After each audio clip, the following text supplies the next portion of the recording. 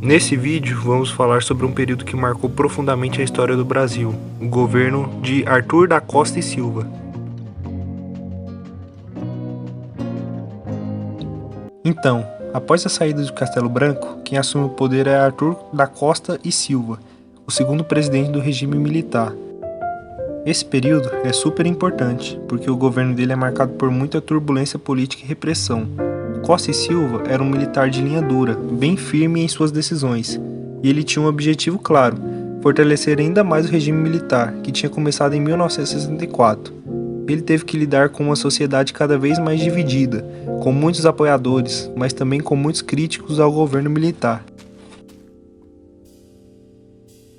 Costa e Silva chegou ao poder em 1967, com um discurso de união nacional, mas o que aconteceu na prática foi bem diferente.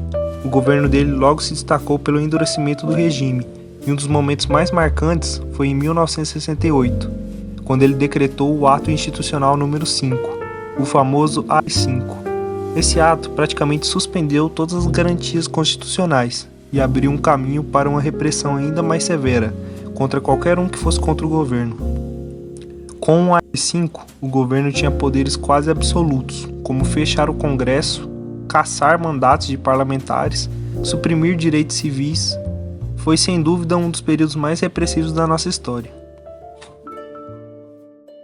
Na economia, Costa e Silva tentou manter o ritmo de crescimento que seu antecessor tinha iniciado.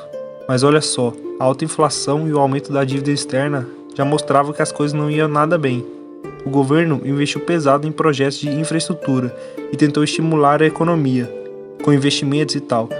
Mas isso só contribuiu para aumentar ainda mais a instabilidade econômica. E para piorar, a desigualdade social começou a crescer, com as classes mais pobres sofrendo ainda mais com a inflação e a concentração de renda.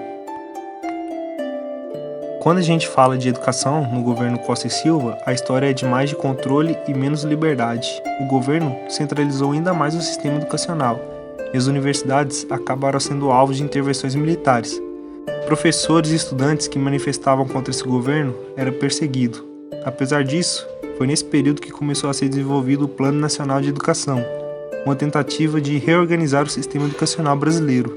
Só que, claro, esse plano tinha a cara do regime militar, com o governo tentando moldar o pensamento dos jovens para se alinhar aos seus interesses.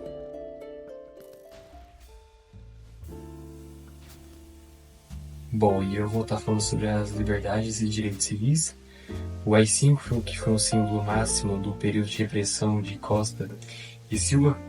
Censura à imprensa, fechamento do Congresso Nacional e cassação de mandatos marcaram a fase mais obscura da ditadura. Bom, e a cultura? O período de Costa e Silva também viu uma intensificação da censura cultural.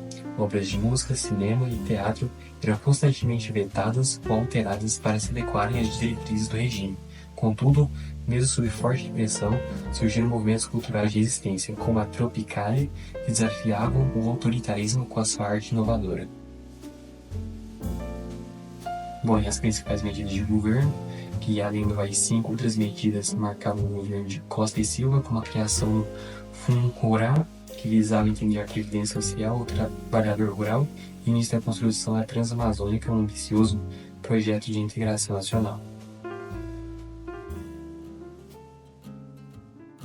Curiosamente, foi durante o governo Costa e Silva que o Brasil se sagrou campeão mundial de futebol pela terceira vez, em 1970.